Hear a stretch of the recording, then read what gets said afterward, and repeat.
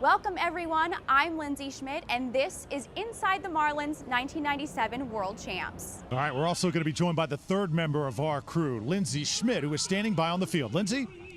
Thanks guys. Jacksonville considers itself the capital of lacrosse in the South, and this Jacksonville University lacrosse program is the only D1 men's lacrosse program in the state of Florida. Now we're celebrating lacrosse today. We had two high school games bookending this game, with Creekside taking on the Bulls School to start off, and Ponte Vedra takes on IMG Academy right after this game. Guys, I'm in downtown Miami, standing along Biscayne Boulevard, where the MLB All-Star Game Parade is underway. Players and coaches get to greet fans along the route, and it's all leading up to the main event tonight, with coverage beginning at 7:30 on Fox. I'm standing on the largest video board structure that's going up at Space Coast Stadium. When it's done, this thing is going to be a total of 120 panels, giving you SSSA fans and players a real big league experience. One of the biggest attractions is the Ninja Warrior course. It's a safe space for you to try out, test out your speed, strength, and agility. They've got 3 lanes of obstacles, all that vary in difficulty, so you don't have to be a professional ninja to try out this course. We're at Marlins Park and just hours away from the Home Run Derby, and Fish fans, you already know that Giancarlo Stanton is ready to defend that title, but don't count out Justin Bour. With 20 home runs on the season and home field advantage, he might just steal the show. We have tournament action going on all around me, and here's just a little bit of what's been going on this week.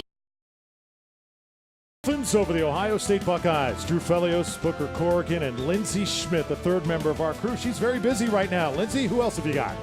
Well, Drew, I'm here with Brad Chastain. Brad is our representative of Moe's Southwest Grill here on the field at Jacksonville University. Brad, you guys have supported lacrosse on a local and national level. Why lacrosse? Well, it's really a natural connection that we have with the sport. The sport being the fastest growing one in the country, and Moe's being one of the fastest growing brands. We don't take ourselves too seriously. We like to have a lot of fun. The sport is one of the most fun you could play. It's a little irreverent. We're a little irreverent. And also, we kind of come of age together. Awesome. Togetherness. And that's what this tournament is really all about. It's about family and togetherness and friends. And we play all season long. And this is like a fun one, but it's serious when we go in between the lines. And every team we played, I have friends. You know, the team's there, and I said I love that. So that's what's the greatest thing about this sport. So it's awesome. Wave in the last 3 minutes with your 7.23 really sealed the deal for you. What does that say about the competition that you're facing there when you're out there in the water with them? Yeah, I was pretty nervous holding priority, but I know that all the girls are able to pull scores in the last few minutes, so I knew I had to do my best, not fall off, and just try and get a few turns in. So yeah, I was really happy to do that. And when you're in a close heat like that, what kind of strategy comes into play when you're out there? I really just try and focus on my own game and bettering my individual scores. Obviously, priority did come in. It was important in the last heat, but yeah, when it's a lower tide, there's more waves coming through, so it's not as much of an issue, but it was, yeah, quite important in that heat. Coach, tell me, you guys are up after the first half. Tell me what you guys like about what you've seen so far out of your guys. Well, I think we've been patient on the offensive end. I think we've grinded out long possessions, made it 2.5 minute battles, and eventually the defense will wear down, especially with this heat. Now, the first nationally televised broadcast at Jacksonville University, and it's your program. How does it feel to be put on this national scale like this? It's an amazing thing. Our administration has really supported us, from our president, Tim Cost, to our athletic director. We're trying to make lacrosse important down here, and they've done just that.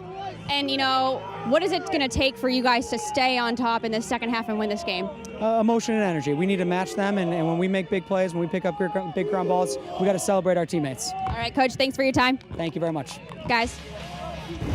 The Dolphins need it. Grab your glove, a bat, and don't forget to bring your A game, because not even Father Time can slow down this group of 65 and older baseball players who call themselves the Young Viejos.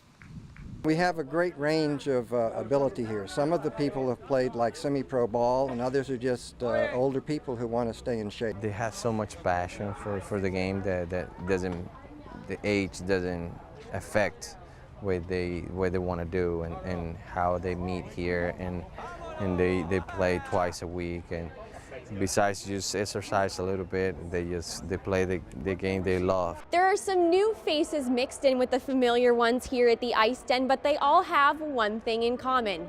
They're all here to show the Panthers coaching staff they're ready to take their game to the next level.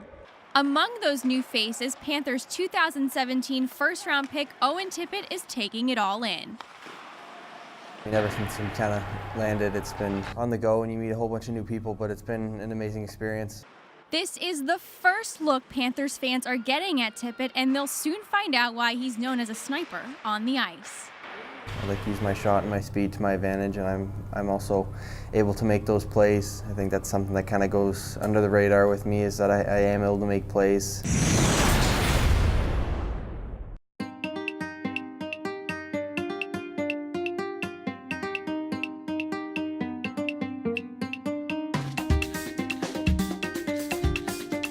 While the team was away, Marlins fans still got to have some fun at the 3rd annual Taste of Miami event.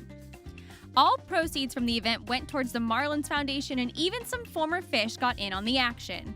This is a great culinary and beverage event that the Marlins put on. It's a great chance to really showcase a lot of Miami flavors. It's going to a great cause. It's going to their foundation, and I'm very excited to be a part of it. Not only does the Taste of Miami event at Marlins Park raise money for a great cause, but participants get to check out the best of what the Miami food scene has to offer.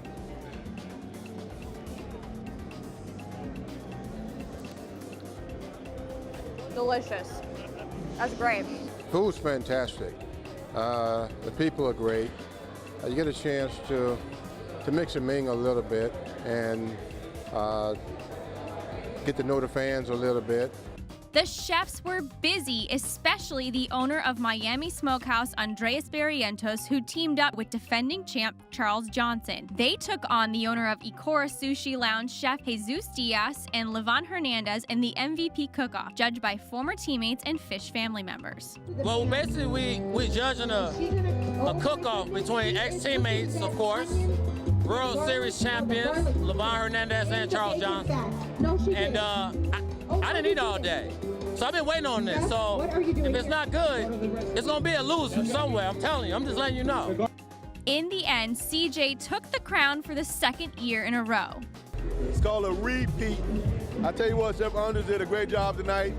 Had opportunity to win this thing again, and he won it with a salmon. Last year we won it with pork, but now we won it with a salmon.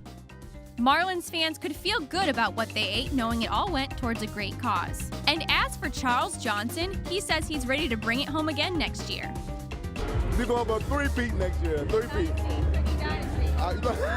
It's going to be a dynasty here. It can be a dynasty in Taste of Miami, right here, baby. It's going to be a dynasty in Taste of Miami. Let's go. I'm Lindsey Schmidt reporting for Marlins Live.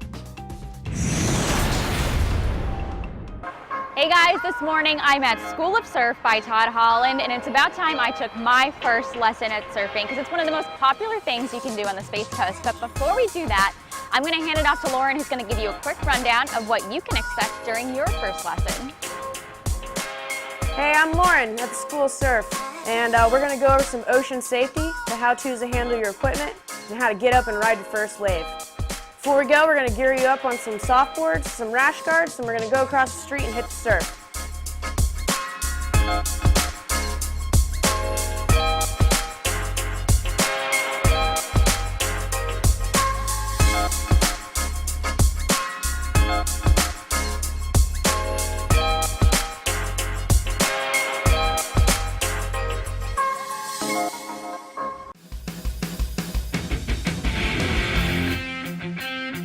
Taking the field for Georgia Impact, Denver Bryant is a standout talent. She has natural, God-given talent that's just rare to see. She's fun to watch. She's very, very strong offensively, but she's also a bulldog in the field. She's committed to Auburn, but you may be surprised she's only played fast pitch for about a year. You see, Denver's been playing baseball since she was 3 years old, and she's good.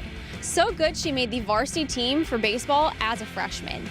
So good, she made the roster for the 2017 National Women's Development Team. For Denver, being a two-sport athlete is all part of the fun. It's real good. It's fun because you get to play with girls and you get to play with boys, and you get to show how athletic you are and how strong you are. About baseball is competition. I love playing with boys, and I played it since I was 3. So rolling over to softball, it was a bit different, but I made a change. I think the hardest thing for her is learning pitches as a hitter. Of course, you know, we have a drop ball.